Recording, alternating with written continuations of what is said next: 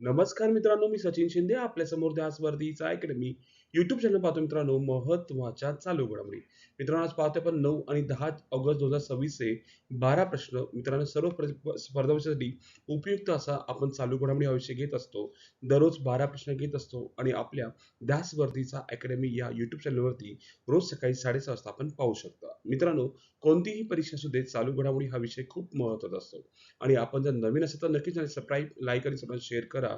आणि मित्र हो, व्हिडिओ पाहताना सुरुवातीपासून शेवटपर्यंत पहा, जेणेकरून प्रत्येक प्रश्न आपल्याला समजू शकेल. ठीक आहे, सुरू करूया आजचे महत्वाचे प्रश्न. आजचा पहिला प्रश्न, आर के व्ही वाय निधी वापरामध्ये कोणते राज्य प्रथम आहे? तर पाहायला गेलं, आपलं राज्य महाराष्ट्र राज्य प्रथम आहे. आता आर के व्ही वाय म्हणजे काय, आपण डिटेल पाहूया. लक्षात ठेवा, राष्ट्रीय कृषी विकास योजना.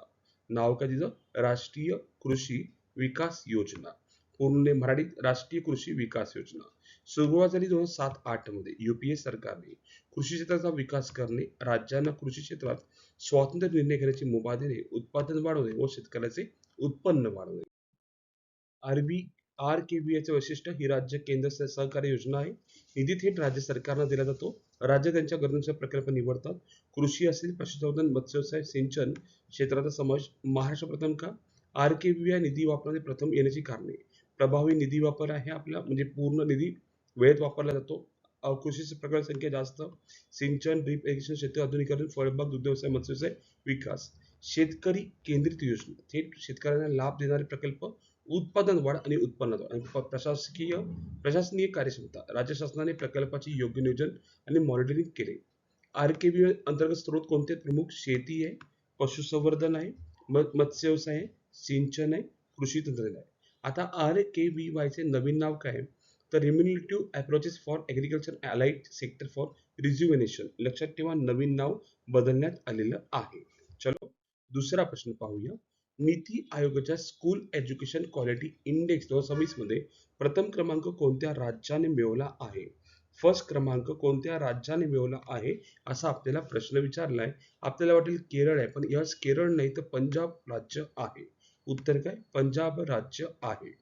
डिटेल पाहूया आपण. स्कूल एज्युकेशन क्वालिटी इंडेक्स, जारी संस्था नीती आयोग. प्रथम क्रमांक राज्य पंजाब, केरळला मागे टाकले. 20 मध्ये 27वा क्रमांक, 2026 मध्ये पहिला. ठीक आहे. घोषणा 6 ऑगस्ट 26.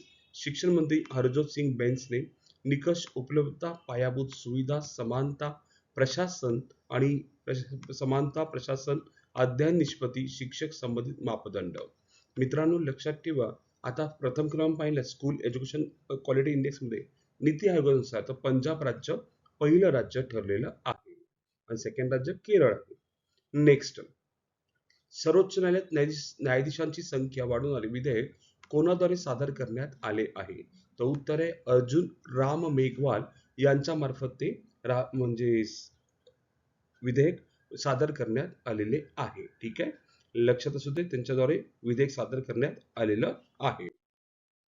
डिटेल पाहूया. सर्वोच्च न्यायालयाचा सर्वोच्च न्यायालय न्यायाधीश संख्या दुरुस्ती विधेयक 2026.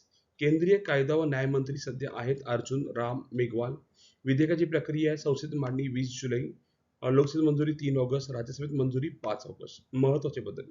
सुप्रीम कोर्ट ऑफ इंडिया न्यायाधीश संख्या आता वाढवण्यात आली.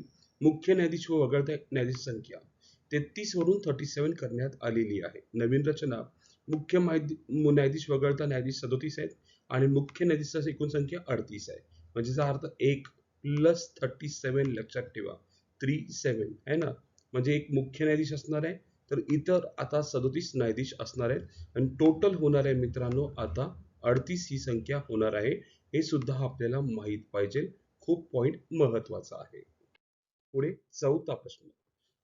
सूरज कुमार चांद याने FISU जागतिक विद्यापीठ स्क्वॅश चॅम्पियनशिप 26 मध्ये कोणते पदक जिंकले आहे?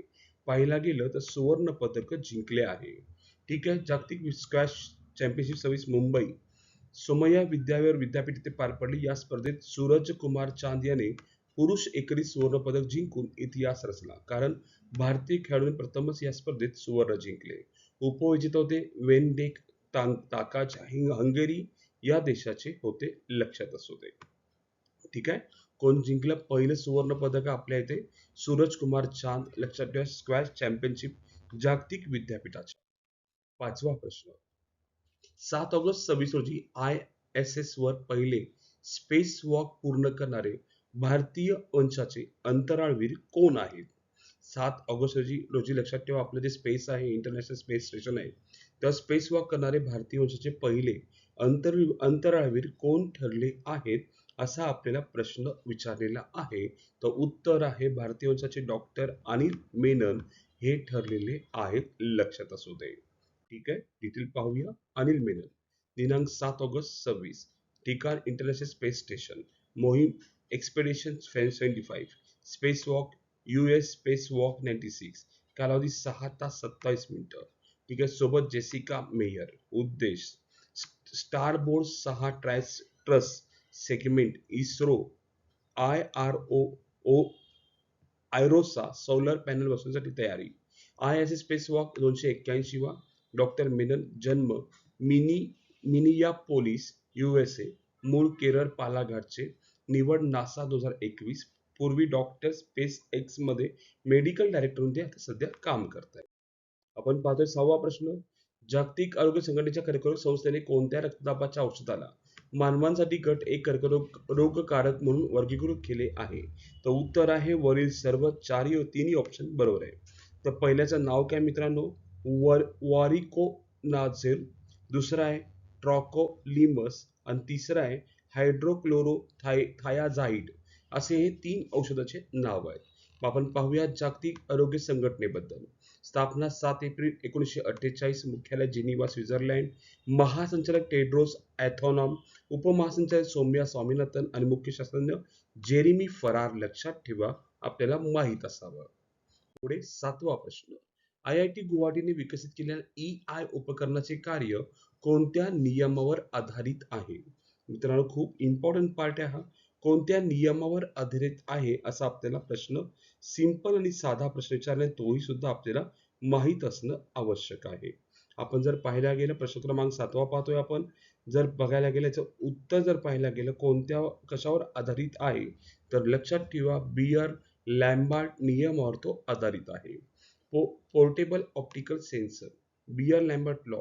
उपयोग पाणी आणि जैविक नमुन्यामधील विषारी पदार्थ शोधणे. शोध घटक आर्सेनिक. लोह क्रोमियम फ्लोराईड. E coil. लक्षात ठेवा, वैशिष्ट्य काय? वन साईट चाचणी शक्य, कमी खर्च. ठीक आहे, सुमारे 3500 पर्यंत खर्च होतो. पुढे 8वा प्रश्न. प्रदीप रावत यांनी अभियानाची सुरुवात कोणत्या मालिकेतून केली?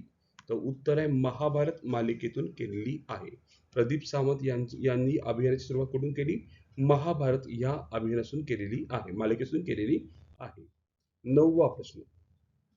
पिथोरा चित्रकलेला GI टॅग कोणत्या राज्याला मिळाला आहे? तर ऑब्विसली पिथोरा चित्रकला पाहायला गेलं तर तो गुजरात राज्याचा आहे, त्यासाठी गुजरात राज्याला GI टॅग मिळाला आहे. 10वा प्रश्न. भारताच्या पहिल्या फायटर कॉम्बॅट लीडर कोण आहे? तर उत्तर आहे भावना कांत या पहिल्या फायटर कॉम्बॅट लीडर आहे. डिटेल पाहूया आपण. भावना कांत पहिली महिला फायटर कॉम्बॅट लीडर. कोर्स पूर्ण 6 ऑगस्ट 26. ठिकाण TACD ग्वालेर. कालावधी 20 आठवडे. निवड फक्त 1% पायलट. प्रशिक्षण टॉप गन USA धर्तीवर. हवाई युद्ध नेतृत्व कौशल्य. अतिरिक्त माहिती MiG-21 बिसॉनचे पहिले स्वातंत्र्य उड्डाण. दिवसाच्या लढाऊ मोहिमेस पात्र पहिली महिला. रिपब्लिक डे परेडमध्ये सहभागी पहिली महिला फायटर. लक्षात ठेवा. पुढे नेक्स्ट क्वेश्चन पाहतोय आपण मित्र. 11वा प्रश्न. अन्नन सीर थिट्टम योजना कोणत्या राज्याची आहे? विचारलाय प्रश्न कोणत्या राज्याची आहे, तर उत्तर आहे तमिळनाडू राज्याची आहे अन्नन सीर थिट्टम योजना. नेक्स्ट 12वा प्रश्न. कोणत्या देशाच्या मॅसॅच्युसेट्स या राज्याने 15 ऑगस्ट 26 रोजी हा दिवस संपूर्ण राज्यात अधिकृतपणे भारत दिन घोषित केला आहे? तर ते कोणत्या देशामध्ये हे राज्य आहे? तर अमेरिका देशामध्ये ते राज्य आहे. आणि 15 ऑगस्ट 26 हा पूर्ण दिवस भारत दिन म्हणून तो साजरा करणार आहे. डिटेल पाहूया. अमेरिकेत भारतीय अमेरिकन समुदायाचा सन्मान. अमेरिकेतील राज्यात भारतीय अमेरिकन समुदायाच्या योगदानाची दखल घेण्यात आली. राज्याचा गव्हर्नर मुरा हेली यांनी अधिकृत घोषणेत स्वाक्षरी केली. या घोषणेमुळे भारतीय अमेरिकन लोकांचे सामाजिक, आर्थिक, सांस्कृतिक योगदान मान्य करण्यात आले. USA संयुक्त राज्य, अध्यक्ष डोनाल्ड ट्रम्प 47वे, राजधानी वॉशिंग्टन, चलन आहे डॉलर. ओके, आपण पाहूया आजचा प्रश्न. टूर डी फ्रान्समध्ये सहभागी होणारी पहिली भारतीय महिला कोण? ठीक आहे, ऑप्शन आहे PV सिंधू, मीराबाई चानू, हर्षिता जाखर, दीपा कर्माकर. आपल्याला कमेंटमध्ये उत्तर सांगायचं आहे की उत्तर काय असू शकतं. ठीक आहे मित्र, आज आपण इथेच थांबू. उद्या याच टाइम रोजी याच वेळी भेटू मित्रांनो. धन्यवाद. थँक्यू.